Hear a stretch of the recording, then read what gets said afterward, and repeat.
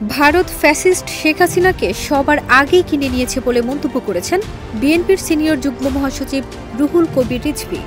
সোমবার ১৩ জানুয়ারি সকালে রাজধানীর নয়াপল্টনে এক দোয়া মাহফিলে সীমান্তে ভারতীয়দের অপকর্মের কথা তুলে ধরতে গিয়ে এই অভিযোগ করেন তিনি বলেন, উনি নিজের দলের লোকদেরও বলেছেন যে আমার দলের লোকদের মধ্যে অনেককে কেনা যায়, কিন্তু শেখ হাসিনাকে কেনা যায় না। আরে আপনাকে তো সবার আগে কেনা যায়, ভারত আপনাকে সবার আগে কিনেছে। আমার দলের লোকের অনেককে কেনা যায়, শেখ হাসিনাকে কেনা যায় না। আরে আপনাকে তো সবার আগে কেনা যায়, ভারত তো আপনাকে সবার আগে কিনেছে। কেনার কারণে আপনার নিজের দেশের স্বাধীনতা, সার্বভৌমত্ব এবং গৌরবকে আপনি পদদলিত করে আপনি ভারতকে অসম কাজ করার সুযোগ সুবিধা দিয়েছেন।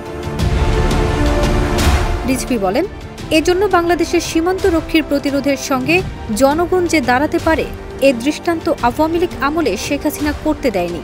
ফ্যাসিজম দিয়ে, তার নির্দয়তা দিয়ে, তার নির্মমতা দিয়ে তিনি ভারতের সেবাদাস হয়ে কাজ করেছেন।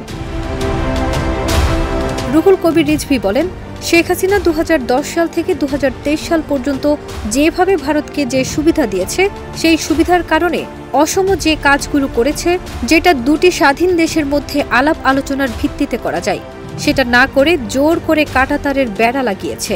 দুইটি স্বাধীন দেশের মধ্যে আলাপ আলোচনার ভিত্তিতে যে কাজগুলো করা যায়, সেটা না করে জোর করে কাঁটাতারের বেড়া লাগিয়েছে। আপনাদেরকে আমরা বলে রাখি, ১১৬টি জায়গায় শেখ হাসিনার শুধুমাত্র সুবিধা দেওয়ার কারণে আমাদের সার্বভৌমত্বকে দুর্বল করে কাঁটাতারের বেড়া দিয়েছে।